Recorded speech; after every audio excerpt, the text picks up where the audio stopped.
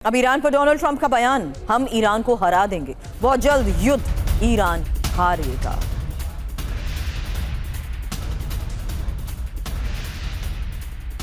क्या Donald Trump के बयानों से यह अंदाजा लगाया जाए कि 9 दिन तक ईरान को दहलाने के बाद क्या अब ईरान में ग्राउंड ऑपरेशन शुरू होने वाला है? आखिर ट्रंप के इन बयानों के मायने क्या हैं?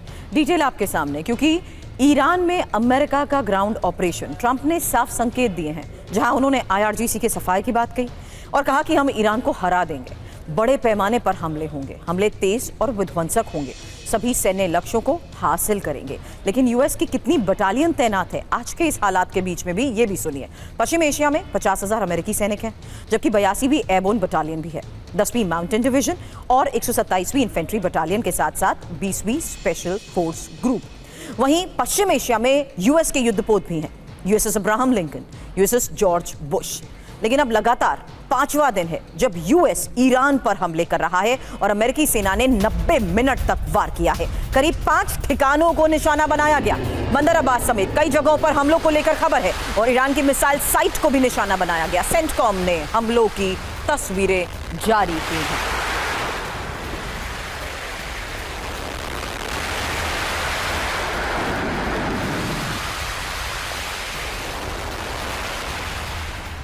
खबर ईरान के अहवाज में अमेरिका की बमबारी को लेकर भी है। जोरदार धमाकों से दहला अहवाज, अहम ठिकानों को टारगेट कर हमला किया गया।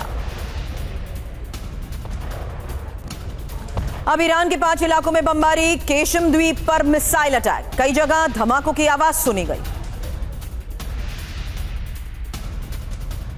हॉर्मुज में नाकेबंदी के बाद यूएस के एक्शन को लेकर खबर है। ईरान की तरफ जाने वाले शिप्स पर एक्शन, नाकेबंदी तोड़ रहे शिप पर मिसाइल हमला। अमेरिकी सेंट्रल कमांड का यह बहुत बड़ा दावा है।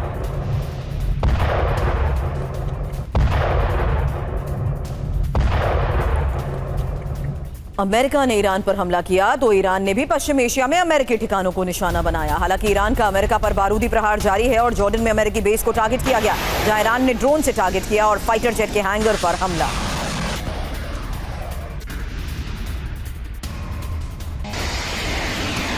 तेहरान पर हमलों की नई लहर, अमेरिका ने तेहरान पर मिसाइलें दागी हैं। एयर डिफेंस सिस्टम ईरान का एक्टिव है।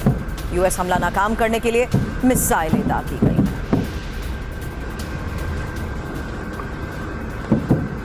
अब ईरान का कुवैत पर मिसाइल प्रहार, अमेरिकी हमलों का जवाब दिया। अमेरिका ने कुवैत से ईरान पर हमला किया था।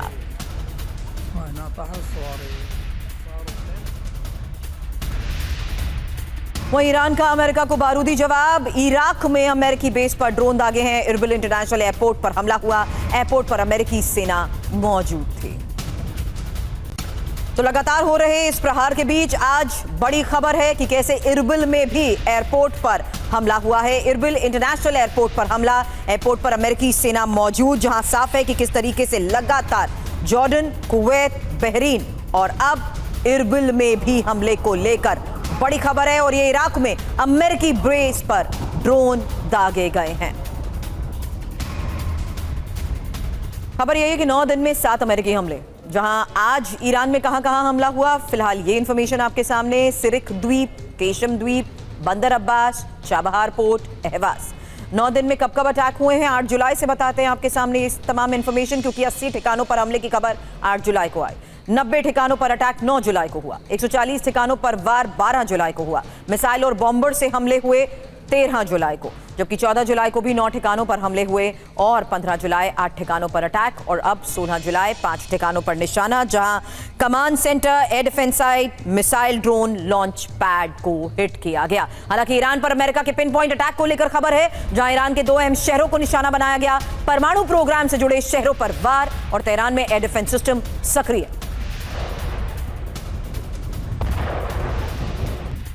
कि आज के हमलों में अमेरिका ने ईरान के किन 2 अहम शहरों पर हमले किए हैं और क्यों किए हैं, इंफॉर्मेशन आपके सामने, क्योंकि ये पिन पॉइंट अटैक को लेकर दावा किया गया, जहां सैमनन, ईरान के सैमनन में बैलिस्टिक मिसाइल प्रोडक्शन का वो ठिकाना, अंतरिक्ष प्रोग्राम ठिकाना, और खंदाब जहां हेवी वाटर रिसर्च रिएक्टर है, परमाणु बॉम्ब बनाने के काम आता है हेवी वाटर। जबकि अमेरिका की प्लानिंग साफ है कि ईरान पर वो अब पिन पॉइंट अटैक कर रहा है, अहम ठिकानों को तबाह करने की उसकी योजना है, ईरानी सैन्य शक्ति को कमतर करने की भी कोशिश है और ईरान को रणनीतिक चोट पहुंचाने की कोशिश। मनीष, सिचुएशन रूम 2 बार 2 बैठक, वहीं पिन पॉइंट अटैक और आइलैंड्स जिस लिहाज से टारगेट किए जा रहे हैं, समुद्री घेराव तो हो रखा है, लेकिन सैन्य कार्रवाई के तौर पर क्या सिचुएशन रूम में एक और बड़ी प्लानिंग को एग्जीक्यूट करने की मंजूरी मिल सकती है?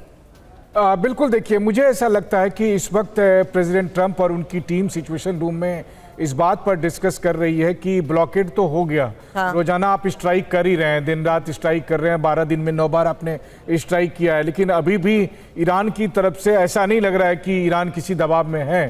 तो देन व्हाट नेक्स्ट? पहली बात तो यह है। दूसरी बात है, क्या इसमें इजराइल को एंट्री दिलानी चाहिए? क्योंकि देखिए इजराइल के एंट्री देने का ईरान पर प्रभाव पड़ेगा ये, क्योंकि फिर ईरान पर दोनों साइड से हमले होंगे। इस वक्त अमेरिका अकेला हमला कर रहा, जब इजराइल के हमले हो शुरू होंगे तो वैसी कंडीशन में लगभग कम से कम 100 से 150 फाइटर जेट्स इजराइल की तरफ से भी पार्टिसिपेट करेंगे और बॉम्बिंग जो फिर वो कारपेट बॉम्बिंग की इंटेंसिटी बहुत ज़्यादा होगी। लेकिन इसका दूसरा जो रिपरकशन हो सकता है वो ये कि तब ईरान जब इजराइल पर अटैक करेगा तो जो अमेरिकन एयर डिफेंस सिस्टम इस वक्त मिडिल ईस्ट को लगाने में इंगेज है उसमें से एक बड़ा हिस्सा इजराइल की सिक्योरिटी में लगा रहेगा।